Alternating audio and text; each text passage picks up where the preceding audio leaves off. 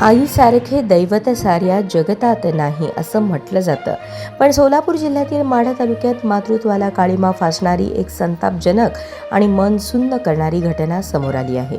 सतत रडत असल्याच्या रागातून एका 22 दिवसांच्या निष्पाप नवजात बालकाला त्याच्याच जन्मदात्या आईने थेट जमिनीवर फेकून दिले. माढा तालुक्यातील पिंपळनेर येथे ही धक्कादायक घटना आजीमुळे उघडकीस आली. या अमानुष कृत्यामुळे बाळाच्या उजव्या हाताचे मनगट आणि दंडाचे हाड फ्रॅक्चर झाले आहे. विशेष म्हणजे स्वतःच्या पोटच्या मुलीने क्रूरतेची सीमा ओलांडल्याचे पाहून संतापलेल्या आजीनेच आपल्या मुलीविरुद्ध कुर्डवाडी पोलीस ठाण्यात गुन्हा दाखल केला आहे.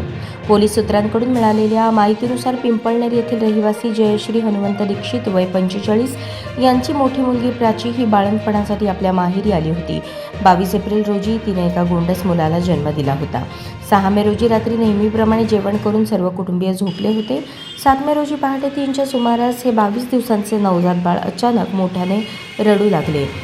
मध्यरात्री बाळाचे रडणे थांबत नसल्याने आई प्राची दशरथ पंडित वय 23 हिचा थरकाप उडाला आणि तिला तीव्र राग आला. रागाच्या भरात तिने कसलाही विचार न करता त्या निष्पाप जीवाला हातावर घेतले आणि थेट जमिनीवर फेकून दिले.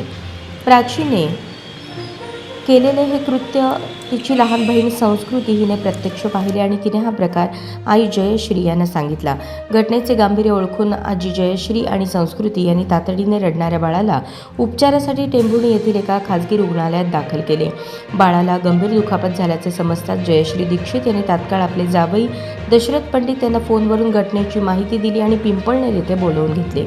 स्वतःच्या पोटच्या मुलाला गंभीर दुखापत करून क्रूरतेचा कळस गाठणाऱ्या प्राची पंडित हिच्या कृत्याला पाठीशी न घालता अखेर तिची आई जयश्री दीक्षित यांनी स्वतः कुर्डवाडी पोलीस स्टेशन गाठले आणि फिर्याद दिली.